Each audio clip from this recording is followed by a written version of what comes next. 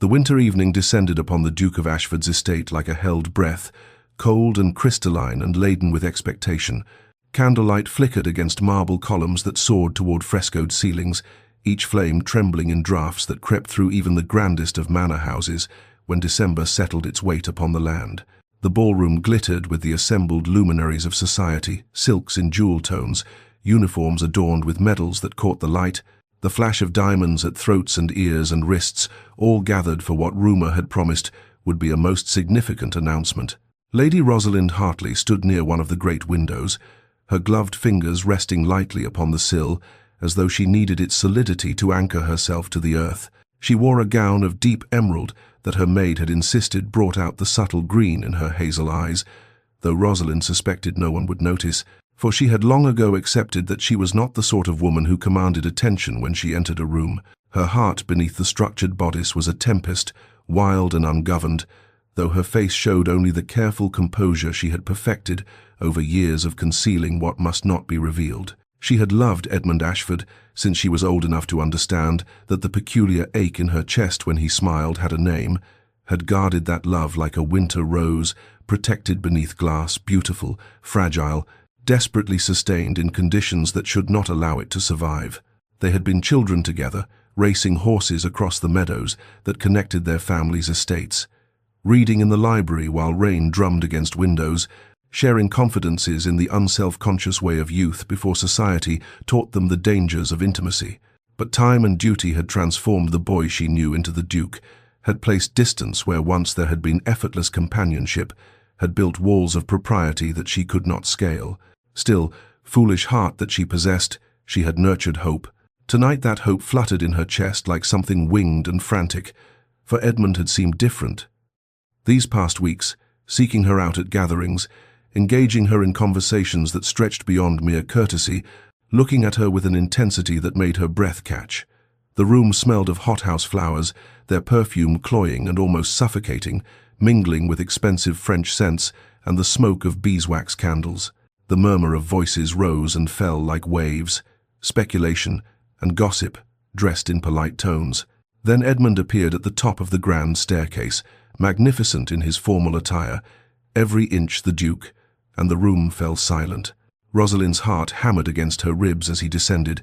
as he moved to the center of the ballroom where a small dais had been prepared. Beside him appeared a woman Rosalind had seen only once before, Lady Constance Beaumont, recently arrived from London, celebrated for beauty that seemed almost unreal in its perfection, golden-haired and porcelain-skinned like something painted by masters. Edmund raised his glass, and the world seemed to slow. "My dear friends," he began, his voice carrying across the hushed assembly, "I have asked you here tonight to share news of great personal significance. It is my honor and privilege to announce my engagement to Lady Constance Beaumont." The words struck Rosalind like physical blows, each syllable a separate violence. The room tilted on its axis, the candles blurred into streaks of light. The voices that erupted in congratulation became distorted and distant, as though she were drowning. She could not breathe, her corset seemed to constrict, the air turned to glass in her lungs. She saw Edmund's face, composed and dutiful, saw him take Constance's hand, saw the future she had secretly harbored shatter into irretrievable fragments. Her vision darkened at the edges, her legs lost their strength,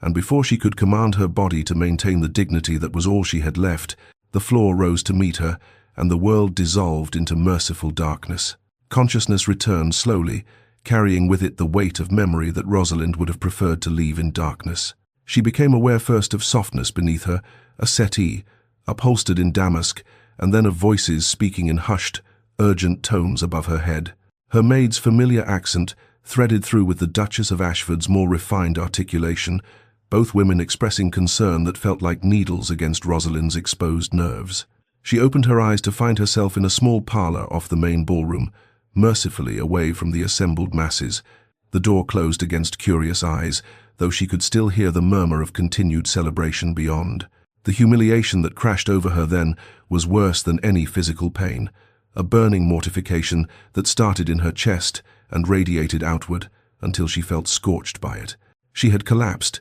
had made a spectacle of herself at the Duke's engagement ball, had revealed to all who witnessed what she had tried so desperately to conceal, that she was a foolish woman, undone by hopeless love. "I must go home," she said, her voice emerging hoarse and strange. Immediately.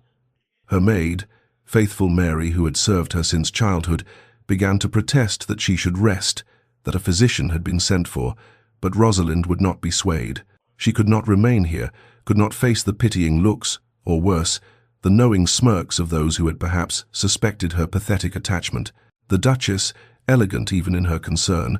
tried to insist that Rosalind stay until she was stronger, that the Duke himself had asked after her condition,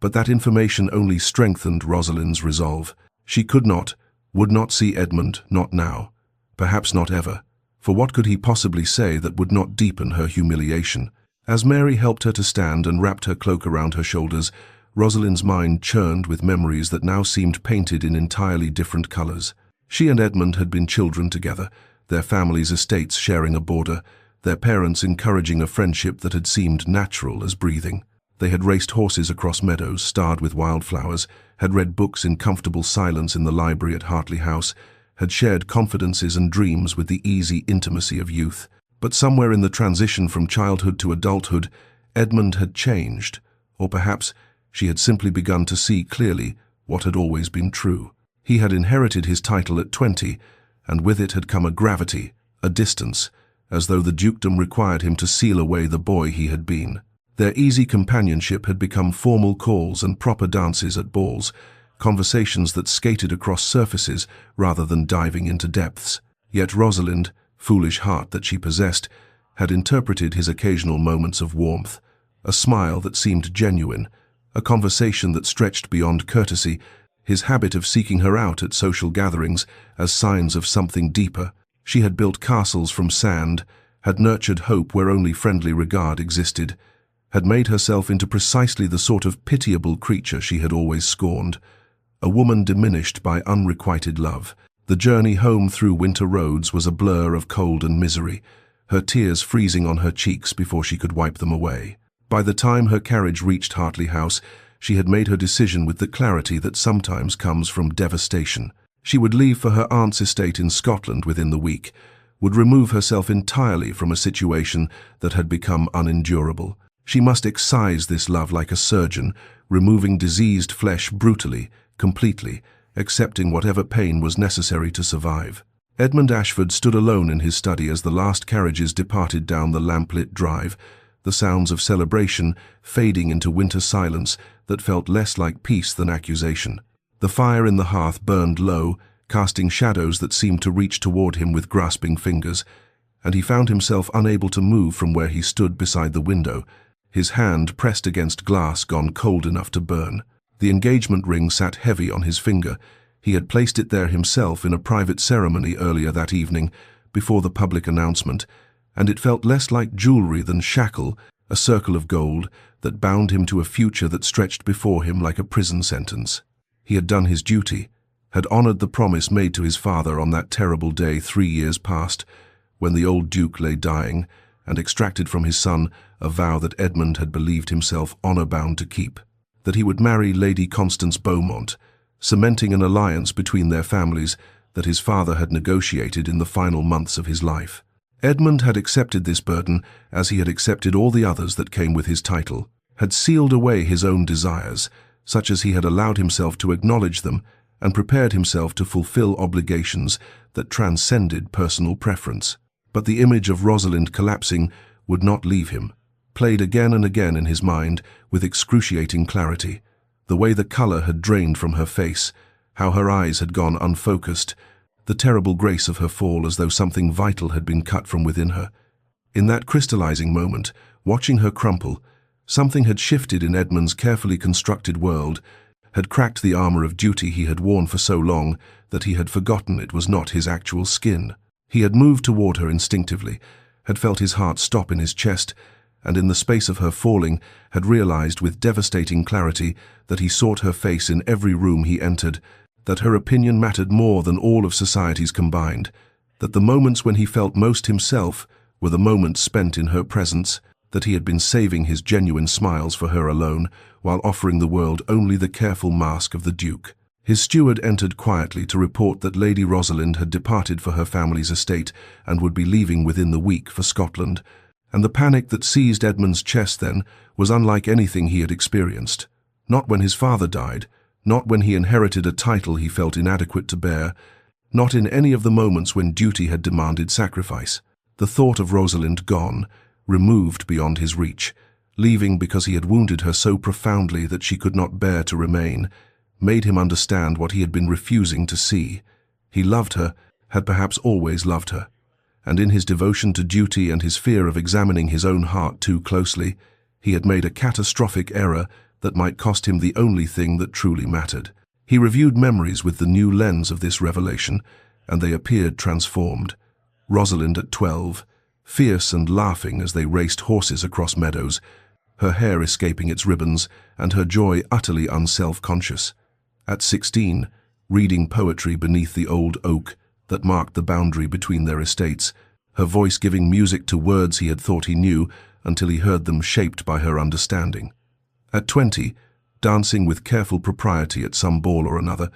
but her eyes holding entire galaxies of thought and feeling that she concealed behind social grace. He saw now how he had relegated her to safe in his mind, had taken her presence for granted, precisely because she was always there, constant as seasons, and he had never forced himself to examine the relief he felt in her company or the particular emptiness of rooms she had departed, had never questioned why conversations with her satisfied in ways that discourse with others never did. The realization was devastating in its completeness. He had built his prison with his own hands, had locked himself into duty while leaving his heart unguarded, and now faced the consequences of his blindness. Edmund did not sleep, could not sleep, for the revelation that had seized him in his study would not release its grip, and as the hours of night stretched toward dawn, he found himself pacing the length of his private chambers like a caged animal who has suddenly glimpsed open sky beyond bars he had not known were there. The fire burned low, and he did not call for a servant to tend it, instead lighting candles with his own hands, their flames casting restless shadows that seemed to match the turbulence of his thoughts as he moved between window and desk, watching the darkness beyond the glass, while his mind worked through the impossible calculus of duty versus desire, honor versus heart. By 2 in the morning he had summoned his solicitor from bed, poor Henderson, arriving in hastily donned clothes with alarm written across his features, and demanded to know the legalities of breaking an engagement that had been announced hours before, his voice carrying an urgency that made the older man set aside any protest about the unseemly hour and address the question with the seriousness it deserved. The engagement contract, Henderson explained with careful precision, was binding socially but not legally until the marriage itself was solemnized. Edmund could break it, though the scandal would be immense and Lady Constance's reputation would inevitably suffer despite any gentleman's attempt to shoulder blame, for society always judged women more harshly in such matters, and there would be whispers that she had been found wanting in some essential way. Edmund listened to these warnings as a man listens to concerns about weather when his house is burning, with acknowledgement of their validity, but complete disregard for their relevance against the magnitude of what he faced. For what was scandal compared to a life lived in the prison of wrong choice? What was society's judgment measured against the loss of the only woman who had ever made him feel like something more than his title? He made his decision then with a clarity that felt like the first honest thing he had done since inheriting his dukedom, made it knowing he was choosing the most selfish and yet most necessary path of his life. He would end the engagement, would break his father's deathbed promise, would accept whatever consequences came, because the alternative, a life without Rosalind, a future built on duty, while his heart withered from neglect, was no life at all, but merely a long dying. Henderson departed with instructions to begin whatever legal processes were required, and Edmund sat at his desk as night gave way to the grey promise of dawn, writing letters with a hand that trembled not from uncertainty, but from the enormity of what he was setting in motion. The letter to Constance came first, and he laboured over it with painful care, explaining the inexcusable that he could not marry her, that his heart belonged irrevocably to another, that he took full responsibility for the broken engagement and would provide whatever financial settlements she or her family deemed appropriate, that he knew his actions were dishonourable by society's measure, but that to proceed with a marriage devoid of genuine feeling would be a greater dishonor to them both. He sealed it with wax that bore his ducal crest,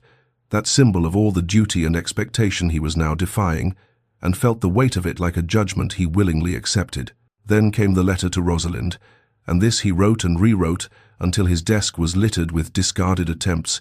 each one inadequate to articulate feelings he had suppressed for so long that they emerged tangled and half-formed, desperately sincere yet sounding hollow, even to his own eyes. When rendered in ink, on paper, how could he explain years of blindness in a few paragraphs? How could he make her understand that her collapse had been the earthquake that shattered walls he had not known he was hiding behind? How could he ask for forgiveness when he had not yet forgiven himself? In the end, he wrote simply and with raw honesty that he loved her, had perhaps always loved her, and was coming to Scotland to tell her so in person, to ask not for immediate acceptance but merely for the chance to prove through actions rather than words that his feelings were real and lasting, and if she refused to see him he would understand, but he could not live with himself if he did not try. As dawn broke pale and cold across the estate, washing the winter landscape in shades of grey and silver, Edmund sent riders galloping toward London with his letter to Constance and toward Scotland with news that he would follow within hours, and stood at his window watching the light grow and feeling simultaneously like a man who had just leapt from a cliff and a man who had finally, after years of confinement, remembered how to breathe. Edmund had barely finished sealing the letters and arranging for the riders when his butler arrived with information that stopped him in his tracks. Lady Constance Beaumont had arrived at the estate and requested immediate audience with His Grace, and the gravity in the man's tone suggested that refusal was not an option that would serve anyone well in the current circumstance. Edmund's first instinct was to refuse. Every moment delayed was a moment Rosalind travelled further from him, further into her exile and her pain, but he recognized that he owed Constance the courtesy of facing her directly rather than leaving her to discover his defection through a letter delivered by proxy. However cowardly the easier path might have seemed in his urgency to depart. He received her in the morning room where pale winter sunlight did nothing to warm the chill atmosphere of anticipated confrontation, and he stood as she entered with the bearing of a man prepared to accept whatever fury she brought, knowing he deserved her anger and society's censure for breaking an engagement mere hours after its announcement. But Constance surprised him utterly, for she entered with composure rather than tears, with something that looked almost like relief rather than rage, and when she sat in the chair he offered gracefully. As she did all things, she studied him with eyes that held understanding rather than accusation. "You love her," Constance said simply, not as question but as statement, and Edmund found himself unable to dissemble or soften the truth. "I do," he admitted, his voice rough with the newness of speaking it aloud. "I realize that offers you no comfort and does not excuse the dishonor of my actions, but I will not compound my failures with lies. I love Lady Rosalind, and I cannot in conscience marry you while my heart belongs irrevocably to another." Constance nodded slowly, her hands folded in her lap with the perfect deportment that had made her the darling of London society, and then she spoke words that Edmund had not anticipated. "I am relieved, Your Grace. I too felt the wrongness of our match, though I had resigned myself to duty as I believe we both had done." She paused, and something vulnerable crossed her beautiful features. "There is another, a gentleman of lesser rank, whom my family would never approve, and I accepted your proposal because I believed duty demanded the sacrifice of personal feeling, that to want more than an advantageous match was childish weakness to be suppressed." Edmund sat then, the weight of realization settling over him that they had both been prisoners of the same constraints, both trapped by expectations and family obligations that demanded the surrender of authentic feeling in service to social advantage. "I saw your face when Lady Rosalind collapsed," Constance continued, her voice soft but certain. "I recognized in your expression the mirror of my own hidden longing, the look of someone watching their heart walk away while duty holds them paralyzed. In that moment, I understood that we would both be miserable if we proceeded, that we would spend our lives as cordial strangers, sharing a name but never sharing the truth of ourselves." They spoke then with remarkable honesty, two people freed by catastrophe to acknowledge what neither had dared voice: that arranged marriages without affection were prisons that harmed everyone they touched, That duty without authentic feeling was a slow death of the spirit, that they each deserved the chance to pursue genuine love, even if society deemed such pursuit selfish or improper. Constance asked only one thing: that Edmund publicly shoulder the blame for the broken engagement, allowing her family to maintain that she had been grievously wronged, rather than admitting she was complicit in ending the arrangement. For a woman's reputation was more fragile than a man's, and she needed whatever protection his acceptance of fault could provide. Edmund agreed without hesitation, understanding that his title and position gave him armor against social consequences that Constance lacked, and he promised settlements generous enough to ensure no one could claim she had been left destitute or abandoned without care. They parted not as former betrothed but as unlikely allies, each freed to pursue the truth of their hearts. And as Constance departed, she turned at the door to offer him words he had not expected. "Go to her, your grace. Do not let duty or fear keep you from the love you have found. Life is too brief for such waste." Edmund watched her carriage disappear down the drive and felt the weight of obligation lift, replaced by the crystalline clarity of purpose. He would go to Scotland, he would find Rosalind, and he would spend whatever time she granted him, proving that his love was real and lasting and worth the scandal they would face together. Edmund departed within the hour of Constance's leave-taking, his coach laden with minimal luggage, for he could not bear the delay of extensive preparation, and as the wheels began their northward journey, through countryside still locked in winter's grip, he found himself suspended between desperate hope and suffocating fear, the landscape passing outside his window, becoming a blur of white fields and bare trees that registered only distantly, while his mind travelled paths of memory that suddenly held new and painful clarity. The journey to Scotland would take days even in favourable conditions, and the weather conspired against haste, as though the universe itself wished to test his resolve. Snow began to fall on the second day, thick and relentless, slowing their progress to a crawl as the horses struggled through drifts that grew deeper with each passing mile, and Edmund sat in the cold coach wrapped in furs that did nothing to warm the chill of anxiety that had settled into his bones. Watching the storm and seeing in its fury a mirror of his internal turbulence, the fear that he was too late, that Rosalind would refuse him, that he had damaged something precious beyond all possibility of repair. The forced slowness of travel became a kind of torture, each delayed hour an agony of helplessness, but it also became an unexpected gift, for in the long cold days, with nothing to do but think and remember, Edmund found himself truly examining for the first time what Rosalind had always meant to him, and the memories that surfaced carried the weight of revelation. He remembered her at 12 years old, all fierce determination and wild laughter as they raced their horses across the fields between their estates, how even then she had never let him win, simply because he was the Duke's heir, how her competitive spirit had delighted rather than offended him, how he had felt more genuine in those childhood races than in any formal dinner or society event. He remembered her at 16,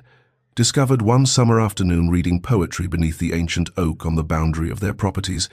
how she had looked up at his approach, not with the simpering flutter that other young ladies had begun to employ, but with simple pleasure at his company, how they had spent hours discussing the poems and their own dreams for futures that seemed impossibly distant,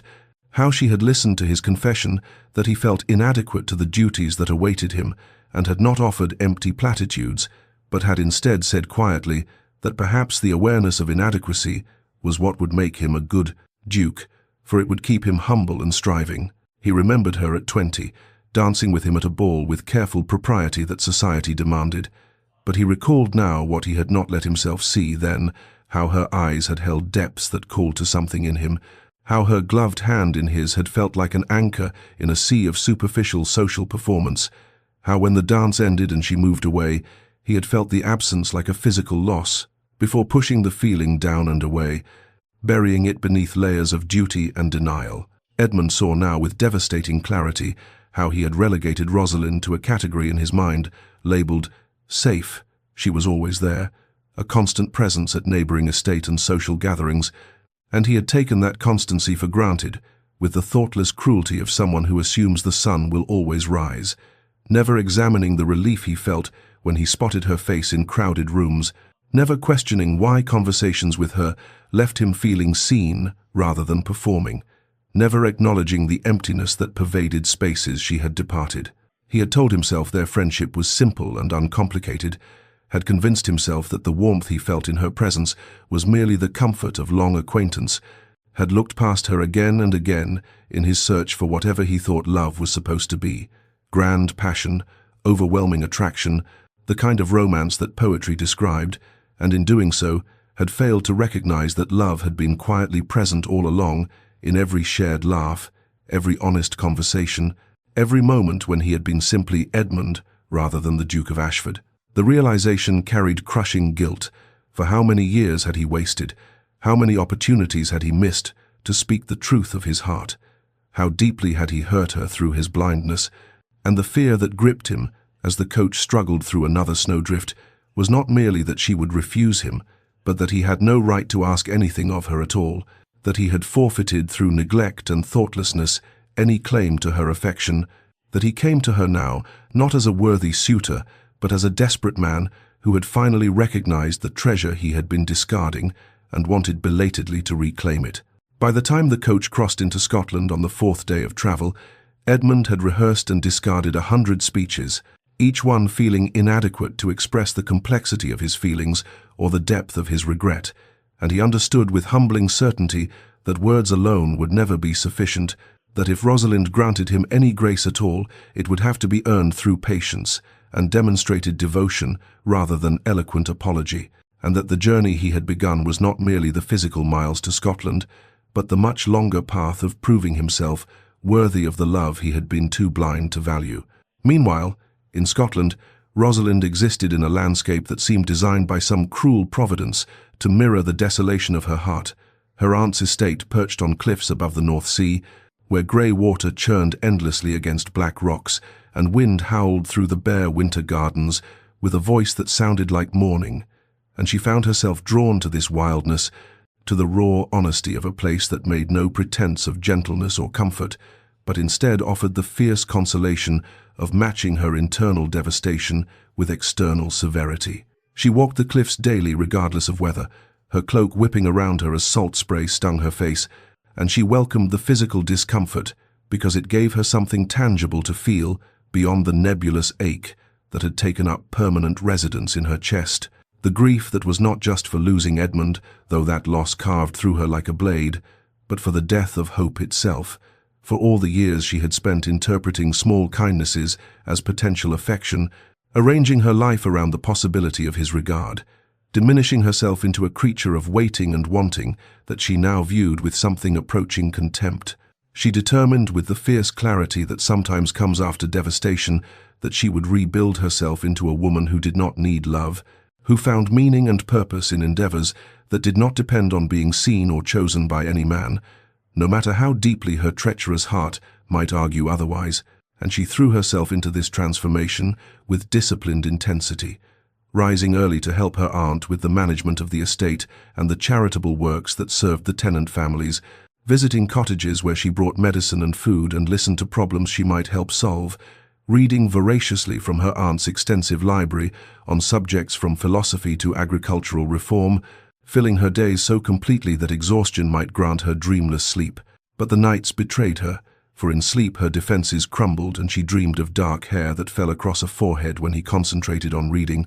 of eyes the color of storms that had occasionally looked at her with warmth she had foolishly interpreted as something deeper than friendship, of the way his rare, genuine laugh sounded different from his social pleasantries, and she would wake in the grey pre-dawn with tears on her face and anger at her own weakness burning in her throat,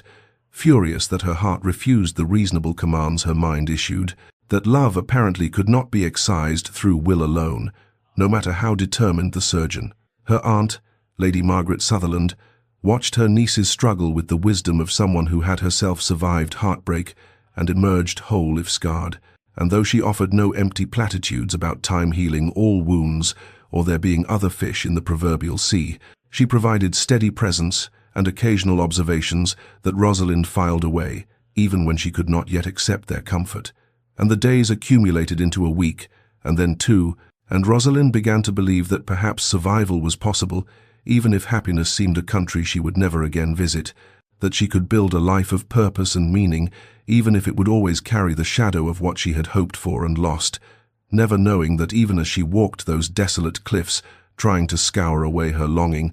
Edmund was traveling through winter storms with desperation, driving him northward toward the reckoning that would shatter her carefully constructed resignation and demand that she choose once more between self-protection and the terrifying vulnerability of hope. Edmund arrived at Lady Margaret Sutherland's estate on the 16th day of Rosalind's exile,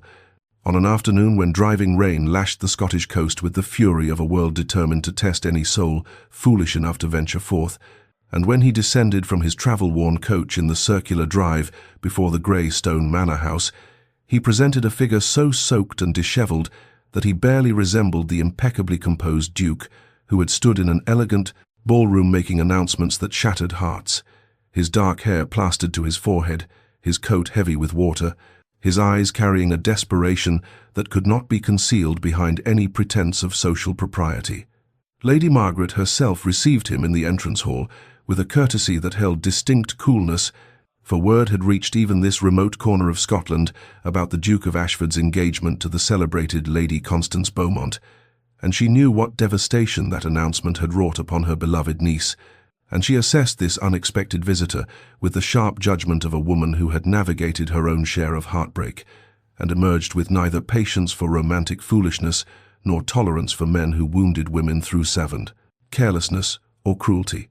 Edmund introduced himself with uncharacteristic humility, requesting audience with Lady Rosalind, and Margaret's expression conveyed her assumption that he came bearing pity or obligation, perhaps guilt-driven condolences for the awkwardness his engagement had caused, never imagining the truth that had driven him through winter storms and across the length of Britain. She left him standing in the entrance hall, dripping onto the flagstones, while she went to inform Rosalind of this unexpected caller, and in the drawing room where Rosalind had been reading correspondence related to her aunt's charitable endeavours work, she had thrown herself into, with determined focus. She looked up at her aunt's words and felt the blood drain from her face, felt the careful composure she had been constructing over 2 weeks threaten to crack completely. Her first instinct was to refuse to see him, to send down word that she was indisposed or simply unwilling to receive visitors, to protect herself from whatever pity or awkward social obligation had brought him to Scotland, but pride, that fierce pride that had held her upright through humiliation and heartbreak, asserted itself and would not permit her to hide like a wounded creature, would not grant him the knowledge that his presence affected her so profoundly. She descended to the drawing room where her aunt had directed him, and when she entered and saw Edmund standing before the fireplace, attempting unsuccessfully to warm himself, still wet from travel, his eyes searching her face with an intensity that bordered on desperation, she felt her breath catch in her throat even as she forced her expression into cool neutrality. The silence stretched between them, heavy and charged, a standoff of wounded hearts in a room where rain beat against windows and firelight cast shadows that seemed to deepen rather than illuminate, and Rosalind stood near the doorway as though she might need to flee, while Edmund remained motionless, neither of them knowing how to bridge the chasm of hurt and misunderstanding that yawned between them. Finally, Edmund spoke, his voice rough with emotion and exhaustion. "Lady Rosalind, I must speak with you, please. I know I have no right to ask anything of you, but I beg the favour of private conversation." Every part of Rosalind wanted to refuse, wanted to protect herself from whatever words he had come to deliver, for she could not endure his pity or his guilt-driven kindness, could not bear to have him witness how thoroughly he had devastated her, but something in his face, a vulnerability she had never before seen in the composed Duke, a rawness that suggested his own wounds made her hesitate, made her consider against all reasonable judgment that perhaps he had not come merely to salve his conscience. She glanced at her aunt, who stood near the doorway with protective concern evident in her posture, and Margaret gave the smallest nod, granting permission while making clear she would remain nearby, should Rosalind need rescue from whatever this encounter might bring. "Very well," Rosalind said, her voice carefully measured to reveal nothing of the storm raging within her. "The library will provide privacy." They moved in tense silence down the corridor to the library, a room lined with books from floor to ceiling, where rain streamed down tall windows overlooking gardens that had surrendered to winter's harsh rule. And as Edmund closed the door behind them, Rosalind felt as though they had been sealed into a grey cocoon, away from the world. Just the two of them, and whatever truths or further wounds this conversation might reveal, and she wrapped her arms around herself like armor and waited for him to speak words she was certain would break her heart anew. Edmund did not know where to begin, and the library that had seemed a refuge now felt like a chamber designed specifically for this confrontation, for the speaking of truths that might heal or irrevocably damage whatever fragile connection remained between them, and he began to pace with the restless energy of a man who had rehearsed 1,000 speeches during his journey north, only to find every carefully chosen word inadequate, now that Rosalind stood before him with her arms wrapped defensively around herself and her eyes guarded against whatever pain he might inflict. He stopped before the rain-streaked windows, his back to her as he gathered courage, then turned to face her with an expression that held none of the ducal composure she had always known, but instead revealed something raw and uncertain. "The engagement is ended," he said, the words emerging with quiet finality. "Annulled by dawn," after the announcement. Rosalind felt her heart lurch violently in her chest, a traitorous surge of hope that she immediately crushed with fierce determination, for she could not allow herself to be wounded again by misinterpreting his intentions or ascribing meaning to actions born of guilt or social obligation. She forced coldness into her voice, wrapped herself in the armor of formality that had always existed between them in public spaces. "I do not require a report of your affairs, Your Grace." The title struck him visibly, a flinch that he could not quite conceal, for it placed distance between them that felt like miles rather than the few feet of Turkish carpet that actually separated them, and she saw his jaw tighten as he absorbed the wound she had deliberately inflicted. Edmund moved closer, though he stopped at a respectful distance, and began to speak with halting difficulty about his father's deathbed promise made years ago when he was barely 20, about the engagement contract signed when Constance was still a child in the schoolroom,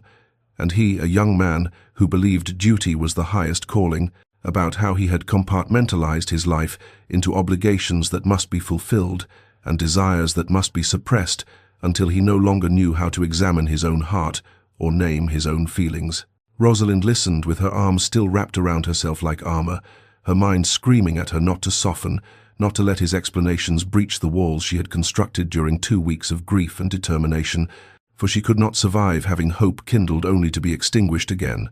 "Why are you telling me this?" she asked, and the question emerged sharper than she intended, edged with all the pain she was trying so desperately to conceal. "What possible purpose does it serve to come here and explain the circumstances of your broken engagement? Do you imagine I require consolation, Your Grace? Do you think I collapsed from some schoolgirl infatuation that needs your gentle management?" The words hung between them, heavy as the storm that battered the windows, and Edmund's composure, that careful control he had maintained even while speaking of duty and promises, finally cracked, his face transforming with an anguish that could not be feigned or manufactured for social purposes, and when he spoke again, his voice shook with years of repressed emotion breaking free. "I am telling you because I could not let you go on believing because you deserve to know." He stopped, drew a ragged breath, then continued with the desperate honesty of a man who had nothing left to lose. "Why am I telling you this? Because it matters, Rosalind. Because you matter. Because I have been the greatest fool in England, and I could not bear for you to think that your pain was inconsequential or that you were not seen." The use of her given name without her title, the breaking of formal address, felt like a physical touch, intimate and shocking, and Rosalind felt her carefully maintained coldness waver even as she fought to maintain it. Edmund's composure, that careful control that had defined him for as long as Rosalind had known him, the ducal mask that he wore like armor in every ballroom and drawing room, shattered completely, and the words came in a rush, like years of repression, breaking through a dam that could no longer contain the flood. "Because when you fell, my world stopped. Because in that moment when you collapsed and I thought you might be truly harmed, I understood with terrible clarity that nothing else mattered, not duty, not promises made to the dead, not society's expectations or my father's wishes. Nothing mattered except that you were hurt, and I had caused it." He moved closer, though he did not presume to touch her, his hands clenching and unclenching at his sides, as though he wanted to reach for her but knew he had forfeited that right. "Because I have been a fool, Rosalind, the greatest fool in England. I have taken the sun for granted and called it ordinary, simply because it rose faithfully every morning. I relegated you to safe, In my mind you were always there, always constant, and I never examined why your presence brought me peace, or why rooms felt empty after you left them, or why I sought your face in every crowd. His voice broke slightly, raw emotion stripping away the formal cadences of aristocratic speech. I have loved you, Rosalind, perhaps all my life. Perhaps since we were children racing horses across fields between our estates. Perhaps since you were 16 and read poetry beneath the oak tree and I thought I had never heard words sound so alive. Perhaps since you listened to my fears about inadequacy and never once made me feel less than whole. I have loved you, and I have been too bound by duty and fear and blindness to name it, even to myself. The words filled the library like something physical, impossible to recall or unsay, hanging in the air between them with all the weight of confession and vulnerability, and Rosalind felt tears threaten behind her eyes, even as she fought desperately to hold them back, to maintain some fragment of the protective armor she had wrapped around her wounded heart. "You cannot do this," she whispered, and her voice shook despite her efforts to control it. "You cannot arrive here with pretty words and expect—" "I expect nothing," Edmund interrupted, and the fierceness in his voice was not anger, but desperate sincerity. "I have no right to expect anything from you. I have hurt you unforgivably. I stood in that ballroom and announced an engagement to another woman while you were standing there hoping, and I knew you were hoping. Rosalind, some part of me always knew, and I was too much a coward to acknowledge it, because acknowledging it would have required me to examine my own heart and admit that I had been living a half-life, fulfilling obligations while denying myself any true feeling." He drew a shaking breath, his eyes never leaving her face. "But I could not let you believe, I could not bear for you to go on thinking that you were not seen, not treasured, not loved beyond all reason and sense. You are the most remarkable woman I have ever known, and I have been too blind and too bound by duty to tell you so. And even if you send me away now and never wish to see me again, you deserve to know that you matter, that you have always mattered, that losing you would be losing the best part of myself." The scene was raw and intimate, the formal language they had always maintained between them breaking down into essential emotion, and Rosalind felt her carefully constructed defenses wavering, felt hope, that dangerous, painful hope she had tried so desperately to extinguish flickering to life again in her chest like a candle flame that refused to be snuffed out no matter how fierce the wind that battered it. But Rosalind did not collapse into his arms, did not allow the declaration she had longed to hear for years to sweep away the very real pain that had carved itself into her heart like words etched in stone, for the narrative honored her wound and her need for self-protection, understood that love, however genuine it might be now, could not simply erase the humiliation and grief she had endured, and she stepped back from him with her arms still wrapped defensively around herself, as though she might physically hold her breaking heart together through sheer will. "You speak of love," she said, and her voice trembled with barely contained emotion. "But do you understand what these years have cost me? Do you comprehend what it meant to hope, Edmund? To interpret every small kindness as potential affection, every smile as secret regard, every moment of conversation as something that might mean more than mere friendship." The words came faster now, years of silent suffering finding voice at last. "I made myself foolish for you. I became a woman I despised, waiting, always waiting, hoping, diminishing myself to fit into whatever small space you might offer me in your life. I attended every social gathering where you might be present. I wore colors I thought you might notice.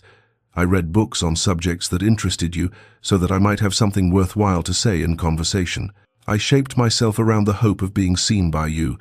and all the while you were bound to another, and I was making myself into a fool." Her voice broke on the final word, and she turned away from him, facing the rain-streaked windows, so he would not see the tears that finally escaped, despite her fierce efforts to contain them. "When you announced your engagement to Lady Constance, it was not merely disappointment. I felt it was the death of hope itself, the extinguishing of a light I had carried for so long that I no longer knew how to exist in darkness. And the humiliation, Edmund collapsing before all of society, my weakness exposed for everyone to witness and whisper about that humiliation, burns deeper than you can possibly understand." Edmund listened without interruption, his face a portrait of anguish, accepting every word as deserved condemnation.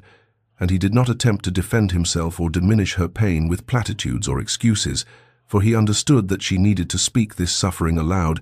needed him to truly comprehend the damage his blindness had wrought. When she finally turned back to face him, her eyes were bright with tears, but her voice was steady. "I will not return to that woman. I will not become again someone who waits and hopes and diminishes herself. I have spent these weeks in Scotland trying to become someone who does not need your regard to feel whole, someone who can exist independently of whether you see me or not. And I will not surrender that hard-won strength simply because you have finally decided to look in my direction." Edmund remained still, his hands at his sides, making no move to approach her or touch her, respecting the physical distance she maintained between them. "You were never foolish," he said quietly, and his voice carried none of the desperate urgency of his earlier confession, but instead held simple, sincere conviction. "I was blind. I was trapped by duty and fear and my own inability to examine what I truly felt. The fault, all of it, lies with me, and you should not trust me easily, Rosalind. I do not ask for immediate forgiveness or acceptance, for I have not earned either." Rosalind studied his face, searching for any hint of manipulation or performance, but found only raw honesty and remorse. "Then what do you ask?" she demanded, and the question emerged as both challenge and genuine inquiry, for she needed to understand what he truly wanted from this confession, what possible path forward he imagined after causing such profound hurt. Edmund drew a slow breath, and when he spoke again, his voice held a steadiness born of absolute conviction. The desperate urgency of his earlier confession now channeled into something more deliberate and considered, for he understood that Rosalind needed not passionate declarations, but rather something concrete and tangible, a path forward that honored both her pain and the fragile possibility that still existed between them. "I ask for the opportunity to court you properly, not as we have existed before, not as childhood companions who drifted into comfortable familiarity, but as a man who wishes to win the regard of the woman he loves." He moved slightly closer, though still maintaining the physical distance she had established, respecting her boundaries even as he offered his proposal. "I will remain in Scotland. If you permit it, I will take rooms at the village inn and call upon you properly, with all the formality and intention that courtship requires. You will dictate the terms entirely, the pace, the frequency of visits, the activities we share. If at any moment you wish me gone, if you find my presence burdensome or my attentions unwelcome, you need only say the word, and I will leave immediately and never trouble you again." His eyes never left her face, searching for any sign of receptivity to this unprecedented offer, for he was proposing something that flew in the face of every social convention. A duke courting a woman who had already been humiliated by his previous engagement, staying in a small Scottish village rather than attending to his estates and social obligations,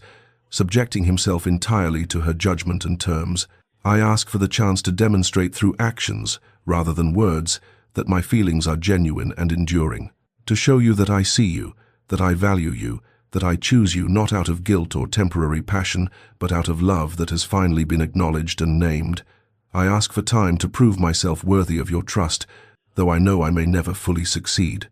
Rosalind stood silent for a long moment, her arms still wrapped protectively around herself, her face a battlefield of conflicting emotions that Edmund could read as clearly as he had once failed. To read her hopes, she was torn, genuinely torn between the self-protective instinct to send him away and never risk such pain again, and the part of her that had loved him since childhood, the part that wanted desperately to believe that this transformation was real and lasting, rather than merely the guilt-driven impulse of a man who had suddenly recognized the consequences of his blindness. The rain continued its steady percussion against the windows, sealing them in this moment of decision, and Edmund waited without speaking further, knowing that anything more he said would be pressure rather than invitation, would tip from petition into manipulation, and he had meant what he said. She must be entirely free to choose, must feel no obligation or coercion, must come to him only if she truly wished to, only if she believed the possibility worth the risk. Finally, Rosalind spoke, and her voice was cautious but not entirely closed. 1 week. I will grant you 7 days to demonstrate whether these feelings you profess are genuine or merely the product of shock and guilt and temporary conviction that will fade when you return to your familiar life and obligations. Edmund's heart leapt with hope he barely dared to feel, but he kept his expression controlled, serious, understanding that this was not victory, but rather the granting of an opportunity he had not earned and must now prove himself worthy of receiving. 7 days. I ask nothing more, and I am grateful beyond measure for even that much. I will not waste a single moment of the time you have granted me. He inclined his head with genuine respect, acknowledging both her authority in this arrangement and his gratitude for her willingness to allow him any chance at all. And Rosalind saw in that gesture something she had never witnessed before. Edmund, the Duke of Ashford, bowing not out of social convention, but out of authentic regard for her, treating her not as lesser or subordinate, but as someone whose judgment and choice held profound importance, and that small gesture did more to crack her defensive armor than all his passionate declarations had accomplished, for it suggested that perhaps, just perhaps, something fundamental had truly shifted in how he saw her and valued her place in his life. The first morning Edmund arrived at the estate, the sky had cleared to that peculiar Scottish brightness that makes everything appear sharp-edged and vivid, and Rosalind found herself standing at the drawing-room window, watching his approach with her heart, performing an irregular rhythm she could not control, for she had not slept well, her mind circling endlessly around the decision she had made to grant him this week, questioning whether she was being brave or merely foolish, whether she was opening herself to healing or simply to further hurt. He came on foot rather than by carriage, she noticed, and he carried a small parcel wrapped in brown paper, and when her aunt's butler showed him in, Rosalind saw that his face held both hope and uncertainty, as though he too had spent a sleepless night contemplating the significance of this opportunity and the multitude of ways he might fail to prove himself worthy of it. "Good morning, Lady Rosalind," he said, and the formality of the address was deliberate. She understood he was giving her the respect of proper courtship, treating this as a beginning rather than a continuation of their old familiar friendship.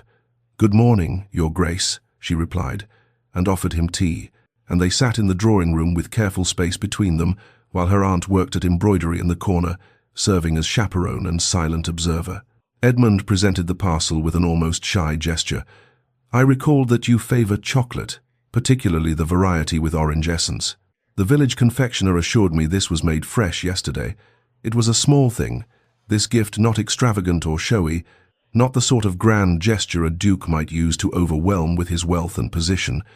but it demonstrated that he had remembered something specific about her preferences, had paid attention to details she had not thought he noticed, and Rosalind felt something tight in her chest loosen slightly as she accepted it with genuine thanks.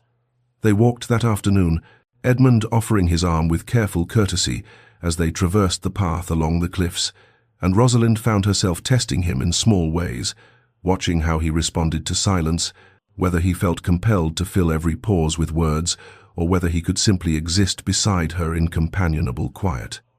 "Tell me about your work with your aunt's tenants," he said, and the request surprised her, for it was not the sort of topic she expected him to consider worthy of discussion. Most men of his rank regarded such charitable efforts as merely decorative accomplishments for women, pleasant activities to occupy otherwise idle time. But Edmund listened with genuine attention as she described the families she had visited, the struggles they faced, the small ways she had been able to help, and he asked thoughtful questions that demonstrated he understood the complexities of rural poverty and estate management, and more than that, he treated her observations and insights as valuable rather than merely charming. The second day brought clouds that threatened rain but never quite delivered, and Edmund arrived again in the morning, this time with no gift, but rather a question that cut more deeply. "I must know, Rosalind, do I misunderstand the magnitude of the scandal I have created? Do you resent that my broken engagement has made you the subject of gossip and speculation?" Rosalind appreciated the directness of the inquiry, the way he did not shy away from difficult topics or pretend that consequences did not exist, and she answered with equal honesty. "I would be lying if I said I welcomed society's attention, but I learned something when I collapsed at your engagement ball. I learned that I had already become the subject of pity and speculation. The poor Lady Rosalind, who clearly harbored hopeless feelings for the Duke. At least now, if there is gossip, it is because you have chosen me, rather than because I was pathetic enough to love where I was not loved in return." Edmund flinched at her words, at the reminder of how completely he had failed to see what everyone else had apparently observed, but he did not deflect or make excuses. The social consequences are severe. I will not minimize them. But Rosalind, they are utterly inconsequential compared to the prospect of a life without you in it. Society's approval or disapproval means nothing if I have lost you. They walked further that day, past the section of cliff where the path became narrow and rocky, and when Rosalind stumbled slightly on loose stones, Edmund's hand came to her elbow instantly, steadying her with a touch that was both gentle and sure, and she found herself noticing the small things, the way he looked at her, as though she were the only thing in focus, while the landscape blurred around her, the way he laughed at her sharp observation about the absurdity of society's rules with genuine delight rather than polite tolerance, the way he spoke of his own fears and flaws with uncommon honesty, as though he trusted her enough to show her the uncertainty that lived beneath his ducal composure. And with each accumulated moment, each small gesture of attention and regard, Rosalind felt the defensive walls she had constructed beginning to show small cracks, light seeping through gaps she could not entirely seal against the possibility that perhaps, just perhaps, this transformation in Edmund was genuine and lasting, rather than temporary and guilt-driven. On the third morning, clouds hung low and heavy over the Scottish coast, turning the sea to hammered pewter, and when Edmund arrived, Rosalind found herself speaking before she had fully decided to, the words emerging from some deep place of vulnerability she had tried to keep sealed. I need to understand something. Why would you want me? I am not beautiful like Lady Constance. I do not shine in society. I am too bookish, too sharp-tongued, too much myself to be the sort of wife a duke should have. Edmund stopped walking, turned to face her fully, and the expression on his face was fierce, almost pained. Rosalind, your intelligence challenges me in ways that make me better rather than merely comfortable. Your genuine nature is a respite from society's endless artifice. Do you know how exhausting it is to live among people who say nothing they mean and mean nothing they say? Your face is the one I seek in every crowd,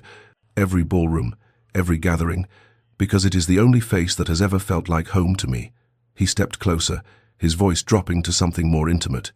And you are beautiful, though I suspect you have never believed it, because your beauty is not the obvious sort that society celebrates with such tedious predictability. It is in the way your eyes light with passion when you speak of something that matters to you, in the strength of your profile when you stand at the cliff's edge, in the curve of your smile when something genuinely amuses you, rather than when you smile out of mere politeness. Rosalind felt heat rise in her cheeks, unused to being seen with such particularity, and Edmund continued, his own vulnerability now matching hers. I have my own inadequacies, my own sense of being insufficient. Do you know what it is like to inherit a title at 20, to suddenly be responsible for thousands of acres and hundreds of people who depend on you, to sit in Parliament among men twice your age who assume you are merely decorative? I have spent years feeling like an imposter playing a role, trying to live up to my father's legacy, and never quite succeeding. He reached for her hand, then hesitated, asking permission with the gesture, and when she gave the smallest nod, he took it gently. With you, I am simply Edmund, not a duke, not a symbol of propriety or duty or ancient lineage, simply a man who is most himself in your presence, who does not have to perform or pretend, who can admit his fears and flaws and know that he is seen truly and not judged wanting. The intimacy of this confession, the way he had met her vulnerability with his own, rather than deflecting or offering empty reassurances, touched something fundamental in Rosalind, and she squeezed his hand in response, a small gesture but one that acknowledged what was building between them. The fourth day brought unexpected sunshine, brilliant and warm enough that Edmund proposed they ride as they had in childhood, and Rosalind's aunt provided horses from her modest stable, and they set out across the moors with a freedom that had been impossible in the careful formality of the previous days. Race me to that far ridge, Rosalind challenged, and without waiting for agreement she urged her mount forward, leaning low over its neck, and she heard Edmund's startled laugh behind her before the thunder of his horse's hooves joined hers. The wind tore at her carefully pinned hair, sending it streaming behind her, and she felt wildly, impossibly alive, all the grief and caution of recent weeks stripped away by speed and sunshine and the pure physical joy of the ride. Edmund pulled nearly even with her, and she glanced sideways to see his face transformed by exhilaration, years of ducal restraint abandoned to boyish delight, and she urged her horse faster, competitive spirit rising, and when she reached the ridge first, barely, by perhaps a length, she threw her head back and laughed with triumphant joy. And Edmund reined in beside her, breathing hard, his own laughter joining hers, and in that moment something shifted fundamentally between them,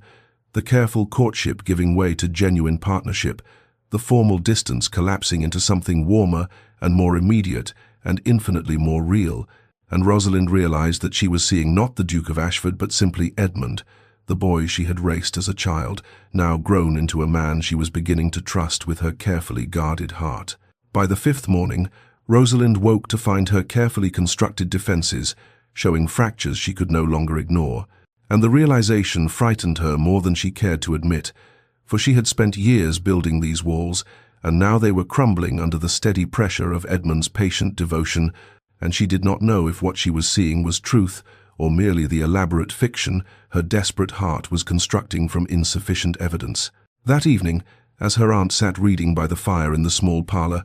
Rosalind found herself confessing her uncertainty with a vulnerability she had not shown even to herself. "Aunt Margaret, I do not know if I am seeing clearly, or if I am simply seeing what I wish to see. How does one trust one's own judgment when one's judgment has been so catastrophically wrong before?" Her aunt set down her book with the deliberate care of someone who understands the weight of the question being asked, and she regarded Rosalind with eyes that held both compassion and the hard-won wisdom of a woman who had lived through her own disappointments and survived them. "My dear girl, you were not wrong before you loved truly, which is never wrong. Edmund was the one who failed to see, failed to understand his own heart. But as to your question, watch not what he says,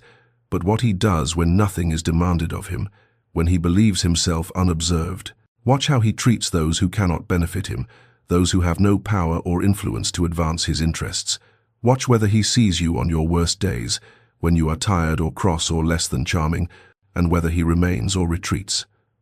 Rosalind carried these words with her into the sixth day, when rain swept in from the sea and turned the world grey and close, confining them to the house, and she found herself suggesting they spend the day in her aunt's library, a room lined floor to ceiling with books that represented decades of collected wisdom and escape. Edmund's face lit with genuine pleasure at the proposal, and they settled into the companionable silence of two people who could share space without requiring constant conversation, and Rosalind tested him subtly by choosing a book on agricultural reform and estate management, watching to see if he would dismiss her choice as inappropriately masculine or beyond her understanding. Instead, Edmund leaned forward with evident interest. "I have been reading similar works. I have plans for my estates, reforms I wish to implement, though I confess I am uncertain how to balance modernization with the traditional practices the tenants rely upon." What followed was hours of genuine discussion, Edmund speaking of his vision for tenant welfare, improved housing, fair wages, his desire to be a duke who served his people rather than simply extracting profit from their labor, and more significantly, he asked Rosalind's opinions and listened to her responses with the attention one gives to a valued advisor rather than the indulgent tolerance one might show a woman dabbling in topics beyond her sphere. She spoke of what she had learned from her aunt's tenants, the practical realities that estate ledgers never captured, the ways that small investments in people's welfare returned tenfold in loyalty and productivity. And Edmund took notes, actually wrote down her observations as though they were insights worthy of preservation and implementation, and Rosalind realized with a jolt that went through her entire body that he respected her mind as much as he claimed to love her heart, that he saw her as a partner in the truest sense, someone whose thoughts and perspectives would shape his decisions and actions, and this recognition, more than any romantic declaration or passionate speech, convinced her that perhaps, just perhaps, she could trust what was building between them, for respect was the foundation upon which lasting love was built, and Edmund was offering her both in equal measure. On the seventh morning, the final morning of the week Rosalind had granted him, the sky dawned pale and crystalline, washed clean by the previous night's rain, and Edmund arrived at his customary hour carrying no offering save himself. But when he entered the drawing room, Rosalind saw immediately that something had changed, for his expression held a tension that the previous day's growing ease had softened away, and her aunt, with the tactical discretion of a woman who understood the delicate architecture of courtship, excused herself almost immediately, leaving them in a silence that felt suddenly fragile. "A letter arrived this morning from London," Edmund said quietly, and he withdrew a folded paper from his coat with the careful handling one might give a weapon. "And I thought you should know of its contents before we proceed with the day." He handed her the letter, and Rosalind took it with fingers that trembled slightly, not from fear but from the sudden understanding that this was a test neither of them had anticipated, but which would nevertheless prove decisive, and as her eyes moved across the elaborate script, she felt the words arrange themselves into a portrait of crisis. Society had erupted in scandal over the broken engagement. Edmund's peers were demanding his immediate return to London to explain himself and make amends. There were veiled threats to his standing in Parliament and his position among the nobility, suggestions that his behaviour had been ungentlemanly and that Lady Constance had been grievously wronged, intimations that his reputation and perhaps even his seat in the House of Lords might suffer consequences if he did not make proper restitution and demonstrate appropriate contrition. Rosalind read to the end, then carefully refolded the letter, her heart beating hard against her ribs. For here was the moment her aunt had warned her to watch for what would Edmund do when duty called in its most imperious voice, when the weight of expectation and consequence pressed upon him, when choosing her meant definite loss and choosing obligation meant certain safety. She would not ask, would not press or manipulate or demand, for if she had learned anything in these 7 days, it was that love must be chosen freely, or it was merely another form of prison, and so she simply handed the letter back to him and watched his face, giving him the space to make whatever choice he would make without the pressure of her visible need. Edmund took the letter, and for a long moment he simply looked at her, and she saw the struggle play across his features, years of training in duty warring with the newer, rawer truth of what he felt, and then quite deliberately, with a finality that seemed to echo in the quiet room, he folded the letter once more and set it aside on the small table beside him. "I will write my response here," he said quietly, and his voice held a certainty that made Rosalind's breath catch. "For my place is wherever you are, and if society cannot accept that, then society can manage without me for as long as necessary." He moved to her aunt's writing desk, selected paper and pen with calm efficiency,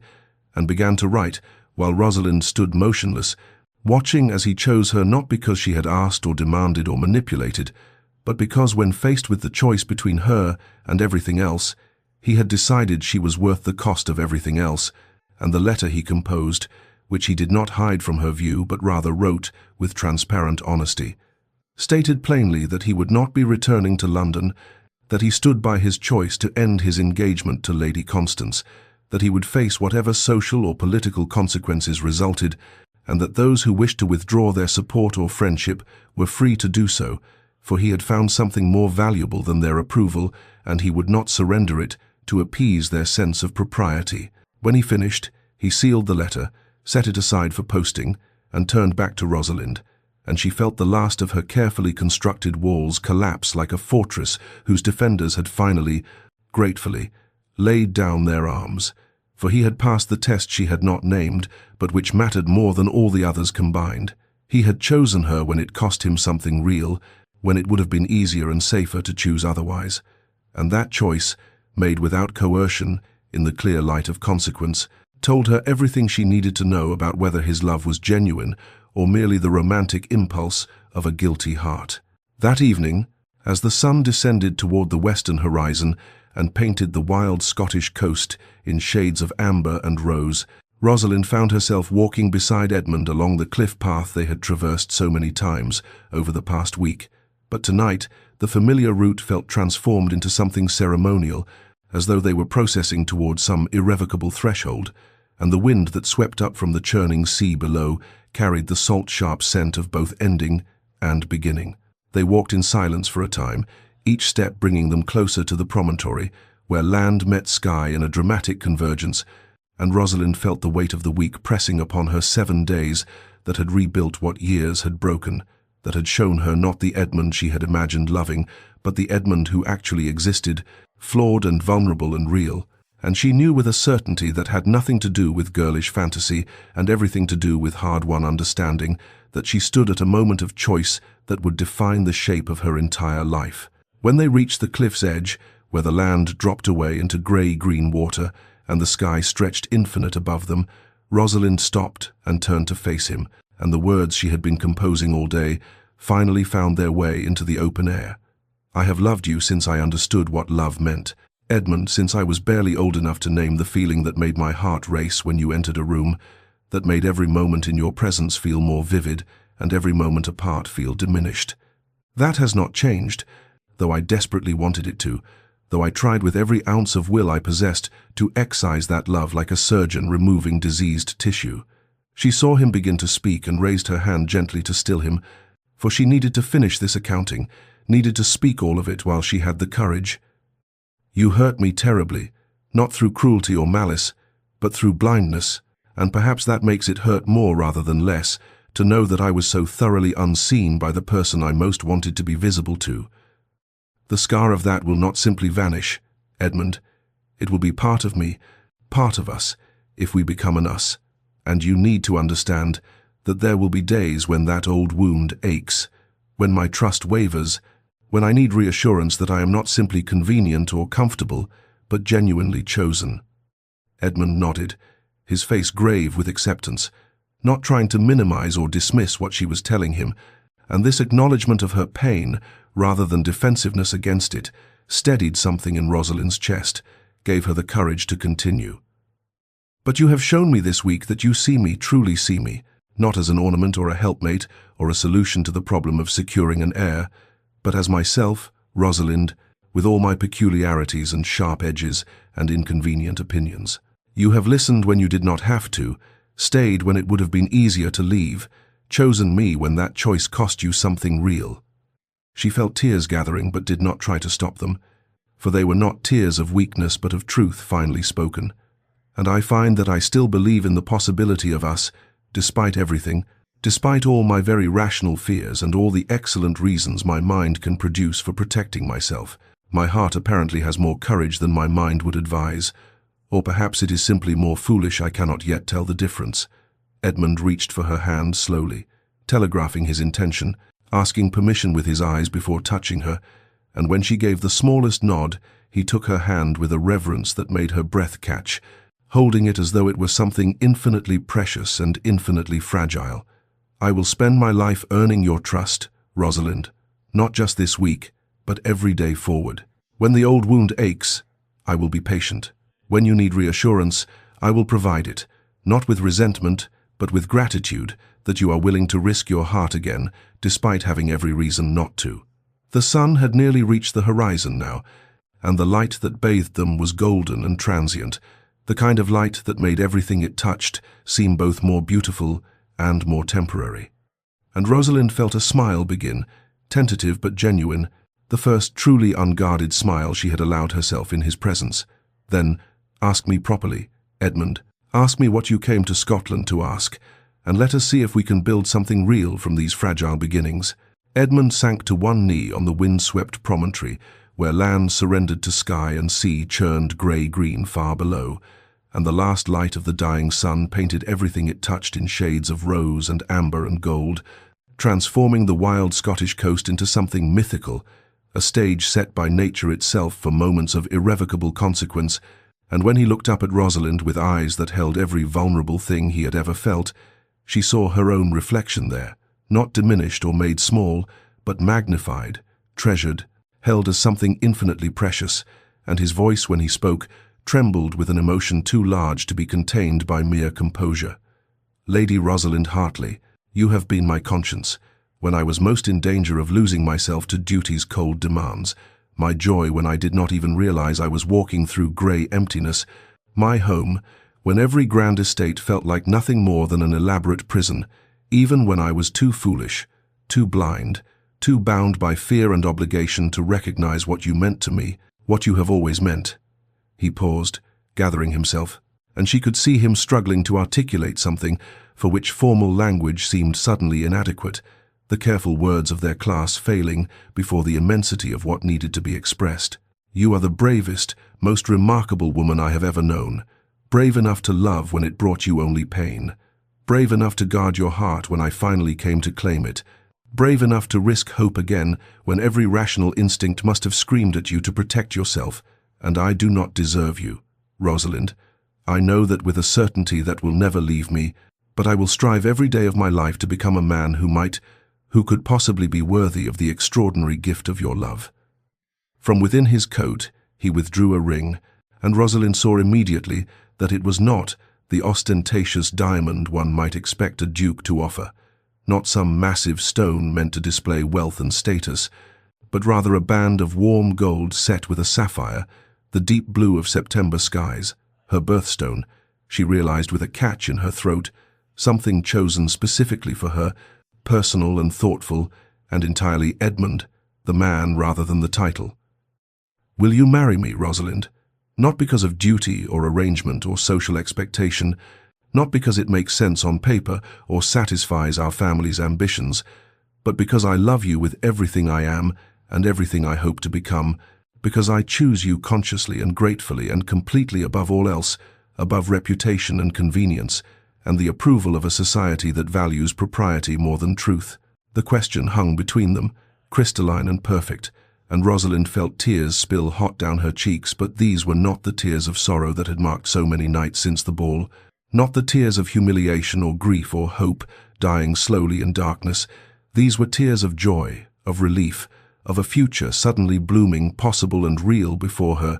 and her voice when she found it was first a whisper, then growing stronger, more certain. "Yes, yes, Edmund, I will marry you." And when he slid the ring onto her finger with hands that shook slightly, when he rose and cupped her face with such infinite tenderness that she felt herself transformed from merely seen to truly cherished, when he kissed her with years of repressed longing, finally freed, and she kissed him back with equal fervor, equal relief, equal joy, the narrative of their lives shifted irrevocably from separate stories of duty and hidden feeling into a single story of chosen love, and the sea wind that swept around them, and the last gold light that bathed them, and the wild beauty of the Scottish coast, all seemed to bear witness to this moment that was simultaneously an ending and a beginning, the closing of years of blindness and pain, and the opening of a future built not on arrangement or obligation, but on the radical, transformative choice to see and be seen, to love and be loved, to build something real and lasting from the fragile, precious materials of two hearts, finally, gratefully, coming home. They returned to England as winter surrendered reluctantly to early spring, and the journey south felt entirely different from Edmund's desperate flight north weeks earlier, where before he had travelled alone through storms of weather and heart. Now Rosalind sat beside him in the carriage, her hand in his, and the tentative green appearing on bare branches seemed to mirror the cautious hope growing between them, fragile but persistent, pushing through frozen ground toward light. But if the natural world welcomed the changing season with unquestioning acceptance, London society proved far less accommodating, and the scandal that had been brewing in their absence had fermented into something toxic and pervasive, whispered in drawing rooms and shouted in scandal sheets, dissected over tea and condemned from pulpits. The Duke of Ashford, that paragon of duty and propriety, had broken a formal engagement mere hours after announcing it, had abandoned a celebrated beauty for a woman society had scarcely noticed, had chosen personal inclination over familial obligation and social expectation, and the Ton simply did not know what to make of such unprecedented behaviour from one of their most respected peers. The first test came at Lady Melbourne's spring ball, an event neither could avoid without appearing to hide in shame, and when Edmund and Rosalind entered the glittering ballroom together, she wearing sapphire silk that matched her engagement ring, he with his hand proprietarily at the small of her back, the conversation did not merely pause, but stopped entirely, hundreds of faces turning toward them, with expressions ranging from curiosity to contempt, and Rosalind felt her courage waver for just a moment before Edmund's hand pressed gently against her spine, steadying her, reminding her without words that she did not face this alone. They weathered the cut direct from several prominent matrons, the way certain groups turned their backs with deliberate rudeness, the whispers that were clearly meant to be overheard. "Fortune hunter," someone said, and "trapped him somehow," another voice added, and "poor Lady Constance, humiliated so publicly." But Edmund's response to each slight was the same calm dignity, making clear through posture and unwavering attention to Rosalind that his choice was final and unregretted, that no amount of social pressure would alter what had been decided in Scotland on windswept cliffs far from London's judgment. Then, like a ship changing course in response to shifted wind,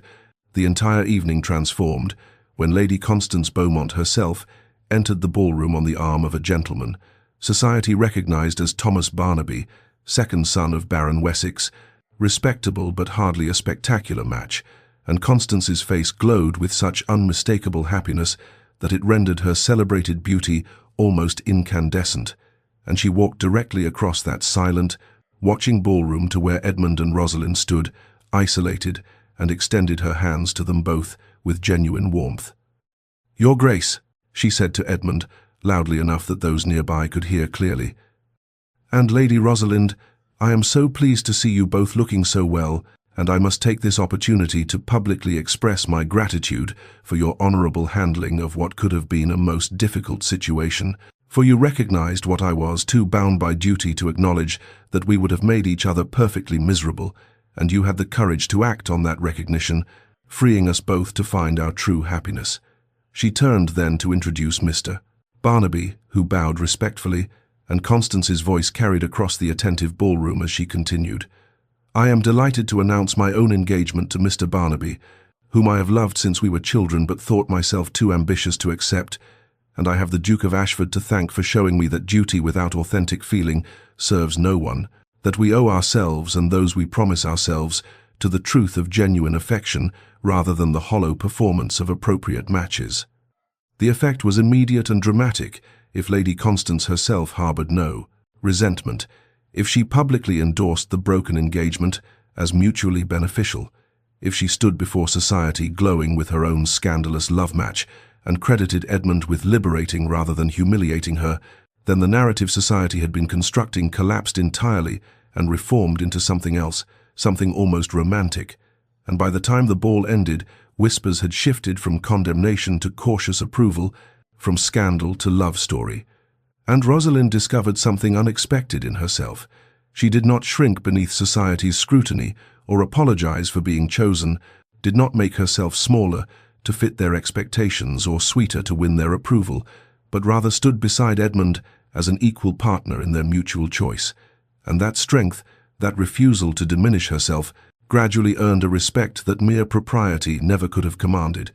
and society, which could condemn what it did not understand, but eventually accepted what it could not change, slowly made peace with the Duke of Ashford's unprecedented devotion to the woman he had almost lost, the woman who had collapsed when he chose duty, but stood strong when he finally, gratefully, chose love. The wedding took place in late spring, when the world had fully awakened from winter's grip, and the estate chapel at Ashford overflowed with apple blossoms and white roses, their fragrance so thick it felt like walking through clouds of perfume, and though many of the ton's most prominent families found themselves conspicuously absent, unable to reconcile their disapproval with the social necessity of witnessing a duke's marriage,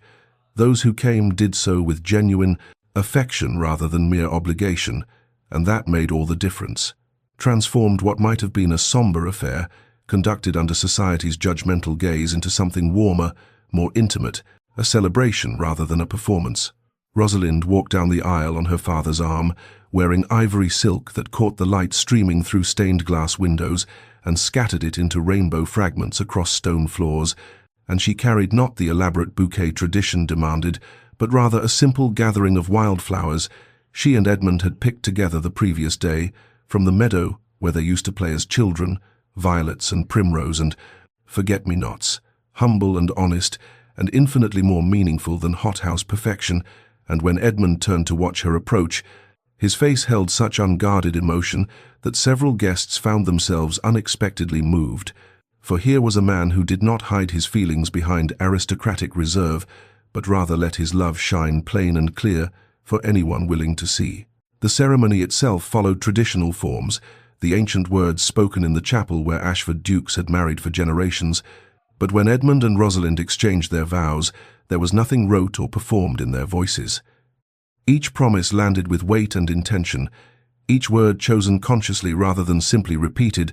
and when Edmund said, "I take you, Rosalind," not from duty or obligation, but from joy, from gratitude, from love that has finally found courage to speak its name, There was not a dry eye among those gathered, for they were witnessing something increasingly rare in their world of arranged marriages and strategic alliances. Two people binding themselves together because they genuinely chose each other, because they had counted the cost and decided that whatever society might say or scandal might threaten, they would rather face it together than live separately in comfortable misery. The wedding breakfast afterward was less formal than such occasions typically demanded, with laughter more prevalent than strict protocol, and at one point Edmund stood and raised his glass, not with the usual brief toast, but with words that came straight from his undefended heart. "To my wife," he said, and the words seemed to fill him with wonder, "who collapsed when I was too blind to see what stood before me, who had every reason to refuse me when I finally came to my senses, who gave me a chance I did not deserve and showed me that love, real love, the kind that transforms rather than merely decorates, a life requires courage from both parties, the courage to be seen completely and to see completely in return, and I promise before all of you that I will spend every day of my life being worthy of the extraordinary gift of her presence, her partnership, her love." Rosalind rose then and took his hand, and though ladies did not typically speak at such occasions, she did so anyway because that was who they were becoming together, people who honored what mattered over what was expected, and she said simply, "And I promise to remind you on difficult days that we chose this, that we choose this still, that choosing each other again and again is what will make this marriage not just a contract, but a living thing that grows and changes and deepens with time." And the way Edmund looked at her in that moment, the way he brought her hand to his lips with such reverence, spoke more eloquently than any prepared speech about the nature of what they had found together.